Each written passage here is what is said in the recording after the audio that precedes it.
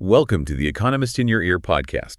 Have you ever wondered if the meteoric rise of artificial intelligence and the companies building it might be facing an invisible yet fundamental obstacle that could slow everything down? Today, we're unpacking a fascinating challenge facing the AI revolution: the very real limits of our power grids. We'll be looking at how one of the most celebrated companies in this space, Nvidia, might be impacted and, whether the concern is as dire as some reports suggest. It's a crucial question, really, because AI's exponential growth isn't just about faster chips. It's fundamentally about the raw energy needed to fuel all those computations. We'll examine the core arguments put forth, especially drawing from a recent Economist piece, and then explore some critical nuances and alternative perspectives, sort of get the full picture for you. Okay, let's unpack this then. A recent Economist article paints a pretty vivid picture. Nvidia, the chip champion, hitting quarterly revenue records. Its Blackwell GPUs and GB superchips are just flying off the shelves. They're on track to sell millions this year. It really does look unstoppable. What's fascinating, though, is how the article frames it. It suggests this unstoppable force of Nvidia is about to meet an immovable object. And that object is America's power grid. Historically, data centers got better at handling more work without needing tons more power, thanks to efficiency gains. But AI, the article argues, well, it's turned that whole trend upside down. How so? What makes AI different?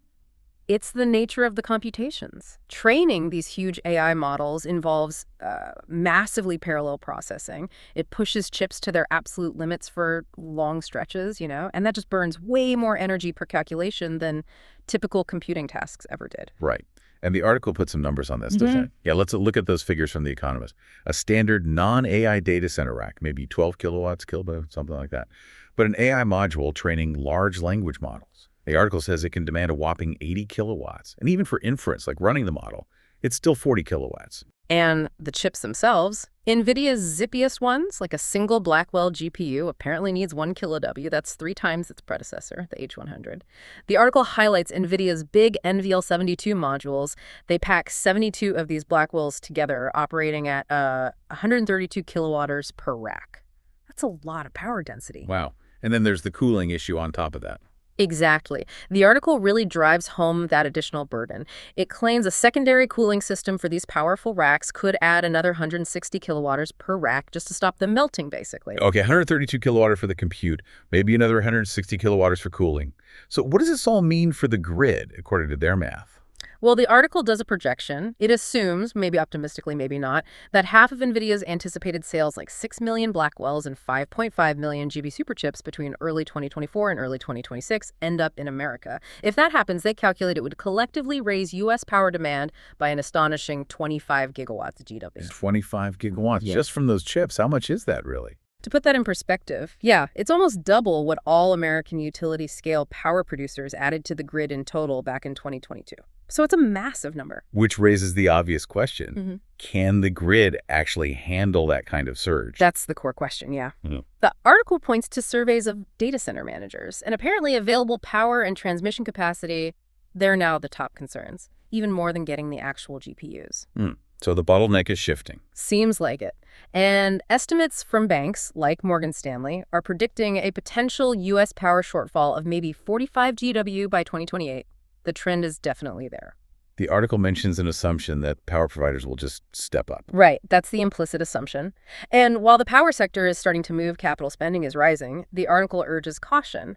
New capacity actually under construction by the big 50 listed electricity providers, it's only about 21 GW right now. Okay. And even if they want to build more, the manufacturers making the heavy equipment like transformers aren't exactly rushing to expand their own production lines yet. Plus, utilities are regulated monopolies, right? Yeah.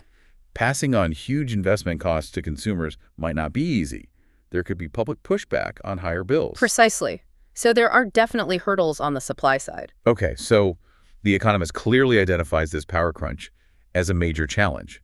But you mentioned looking closer at some of the numbers and assumptions. Yeah, I think while the core challenge, power availability being a growing bottleneck, is absolutely real, some of the specific figures and how they're put together deserve a second look, just to make sure we understand the scale and the mechanisms properly. Okay. So what aspects of The Economist's calculations or, their framing do you think are most important for us to re-examine? Where should we start? Well, let's start with that cooling arithmetic. The article suggests an extra 160 kilowatts just for cooling per rack. Right. But if you look at what the big cloud providers, the hyperscalers, actually report, they talk about power usage effectiveness, or PUE. It's a standard industry metric. Okay, PUE. What does that tell us? It basically measures how much extra power the data center uses for things other than the computers themselves, so cooling, lighting, power distribution losses. And typically, these hyperscalers report PUE values between 1.1 and 1.2. Meaning? Meaning the overhead for cooling and everything else is only about 10 to 20% of the compute power draw. So for a 120 kilowatt rack, you're looking at maybe 12 to 24 kilowatts of overhead. Okay, not 160 kilowatt. Exactly, not 160 kilowatt. In fact, the kind of advanced cooling, often liquid cooling, used for these dense AI racks usually improves efficiency, potentially lowering that PUE value, not dramatically increasing the overhead. So that specific cooling calculation seems, well, significantly off. It might be overstating the total site power load by quite a lot. It seems that way, yes. It potentially inflates their final power demand projections by a pretty big margin right from the start. Wow. Okay, so if 160 kilowatts versus maybe 20 kilowatts for cooling makes such a difference, what's the next big assumption we should look at? Another point is the chip to watts extrapolation, the way the article tallies up the chips. It mentions millions of Blackwells and separate millions of GB superchips, but a GB superchip isn't a totally different thing. It actually contains 2 Blackwell GPUs. Oh, right. So if you just add those two numbers together, you risk double counting the actual silicon, the actual GPUs. And that, again, would overstate the total power demand derived from chip counts alone. Okay, so it's better to look at the system level, like the rack. A clearer approach, yeah, is probably to look at rack-level power. Like that NVL72 rack we mentioned. It has 72 Blackwells, and its specification is around 132 kilowatt total for the rack. That gives a more integrated picture. So it's not just about the raw number of chips, but how they're packaged together and, I guess, how efficiently they actually perform the work. Exactly. Performance per watt is hugely important here. Right. NVIDIA's own comparisons and some independent analyses, too, show that the newer systems like the NVL72 can deliver significantly more useful work. They measure it in tokens per joule for maybe only 1.2 times the power of the previous generation H100 cluster doing the same job. Interesting. So power demand is rising, definitely, but maybe not as steeply as just counting the chips might suggest. Yeah. The efficiency gains are still happening, just maybe not enough to offset the total growth. That's a good way to put it. Power demand is up, but the useful compute you get for that power is also up significantly. The compute demand might be growing even faster than the increase in power demand, if that makes sense. It's about efficiency. Okay, that nuance is important. What about the geographical assumption? The article's headline number relies on half of all this hardware ending up in America. Does that hold up? Well, probably not as a blunt assumption to drive that specific 25 GW number. Yes, U.S. hyperscalers are massive buyers, no question. But AI development and deployment is global now. You've got export controls affecting where some chips can go, and critically, companies are actively seeking out regions with abundant, often cheaper, power. Like where? Think the Nordics, Quebec and Canada, parts of the Middle East. Siting decisions are becoming very strategic and geographically lumpy based on power availability and cost. We're already seeing hyperscalers making big moves based on this. What kinds of moves? How are they trying to sort of de-risk this power constraint? This is where you see some really significant hedging strategies, especially from the biggest players who have the capital and scale to do it. For example, AWS is building a huge data center campus directly tied into the Susquehanna nuclear power plant in Pennsylvania. Directly tied in? Wow. Yeah. And Microsoft signed a 20-year deal, a power purchase agreement, or PPA, to get nuclear power potentially from restarting 3 Mile Island Unit 1. Really? And Meta, they've also inked a 20-year nuclear PPA, and they're also getting dedicated gas-fueled power capacity approved for a project down in Louisiana. These are big, direct, sometimes grid-bypassing moves to lock in power. That's a powerful move, literally. It sounds like they're trying to take control of their energy destiny rather than just relying on the local utility. That's definitely part of the strategy for these giants. Secure large blocks of reliable power, sometimes bypassing grid congestion issues altogether. Okay, but are these kinds of massive bespoke deals scalable for the whole industry? Or is it just the giants who can afford to do this? What about smaller AI players? That's a really important point. These deals require immense capital and long-term commitments. It's not something every company can do. It certainly gives the hyperscalers an advantage in securing power for their large-scale AI buildouts. So while the big guys find workarounds, the grid itself still needs upgrading.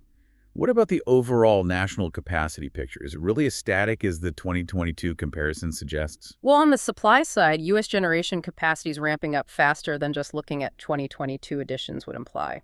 If you look at data from the U.S. Energy Information Administration, the EIA, developers are planning to add something like 64 GW of new capacity in 2025 alone. 64 GW in 1 year, compared to the 25 GW demand estimate. Exactly. Now, a lot of that planned 2025 capacity is solar and battery storage, which have their own characteristics, but it does change the overall picture of generation capacity coming online. It's not static. Okay, so maybe enough generation capacity is being planned or built somewhere in the country, but you mentioned transmission earlier. Getting that power to the data centers, that's still the issue. That's precisely the real sticking point, yes. The bottleneck often isn't the total national generation capacity on paper, it's the local infrastructure. The substations and the transmission lines needed to get power reliably to these specific power-hungry data center campuses. Right, the last mile problem almost. Kind of, and while there are positive policy moves like FERC, the Federal Energy Regulatory Commission, issued Order 1920 recently, that requires regions to do proper 20-year transmission planning, which is a big deal structurally. Okay, that sounds helpful long-term. Long-term, yes. But it won't fix the immediate issues. Those interconnection queues, basically the waiting list for new power projects, including transmission upgrades to connect to the grid, they remain a critical choke point. The median wait time is still around 5 years. 5 years, wow. Yeah. So it's really about generation versus actual deliverability to the specific locations where AI demand is exploding. That nuance is key. Okay, so given all these, let's say, critical interpretations and nuances, the cooling math, the chip counting, the geography, the hedging, the transmission bottleneck. How much trouble is Nvidia really in?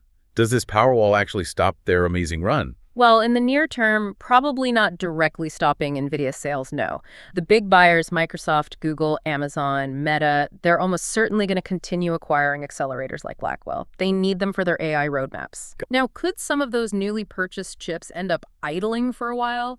Or maybe run at reduced power levels while the necessary site power upgrades, the new feeders and substations come online? Yes, that's possible, but that's primarily a problem, like a margin headwind, for the operators, the cloud providers buying the chips first and foremost. It doesn't necessarily hit NVIDIA's top-line revenue or unit sales directly unless operators start canceling orders in large numbers, which seems less likely right now. So the chips won't just sit there completely unused in warehouses. What are the contingency plans if the site power really lags behind chip delivery? Not entirely unused, no. In that kind of 2026, 2028 risk window, if the grid power for a specific site is lagging, the hyperscalers are increasingly looking at self-provisioning, as we discussed. Right, the on-site gas, nuclear deals. Exactly. Or co-locating new facilities near existing power plants with available capacity. These strategies won't solve the problem for every single planned campus expansion overnight, but they do significantly blunt that worst-case scenario of billions of dollars of stranded chips just sitting idle, which the article implicitly sketches out. Okay, so it's manageable perhaps, but with added cost and complexity for the operators. What are the broader structural implications then, if power is scarce and potentially more expensive or harder to secure? I think power scarcity will likely do a few things. It'll probably push more AI buildouts to different geographies, regions, and utilities that do have the power infrastructure or favorable policies. So, a redistribution. More importantly, perhaps, it definitely pushes up the total cost of delivering AI compute for the operators. And that, in turn, puts a higher premium on efficiency. It favors vendors like NVIDIA or potentially competitors who can deliver more performance per watt, more of those tokens per joule. So it becomes an efficiency game as much as a power supply game. Absolutely. So thinking about NVIDIA specifically, it looks more like a potential cost and cadence drag for their main customers, the AI operators. It influences where they build and how fast they can deploy. It doesn't look like an imminent hard cap on NVIDIA's overall unit sales, at least not before, say, 2028 based on current trends. Okay, that's a helpful clarification. Hmm. If we, or you listening, are trying to track this evolving situation, what are the practical tripwires or signals we should be watching out for? What tells us how serious the crunch is getting? Good question. I'd say first, keep an eye on the regulatory approvals for those bespoke power deals we talked about. The nuclear PPAs, the gas plants, the direct connections. Exactly. When those get greenlit, it's a clear signal that power is the binding constraint and that the industry giants are actively executing these workarounds. That's a key indicator. Also, monitor the progress on transmission and interconnection. How is FERC Order 1920 actually being implemented by regional grid operators? And are those interconnection queue wait times starting to shrink, or are they getting worse? That tells you about the grid's ability to adapt. Makes sense. And what about the hardware itself? Anything to watch there? Yeah, watch the rack-level power specifications and those PUE numbers. If mainstream AI racks start creeping up well above, say, 150 kilowatts consistently, or if reported PUEs start degrading significantly, getting worse instead of better, then the more pessimistic scenarios about runaway power demand might gain more traction. But right now?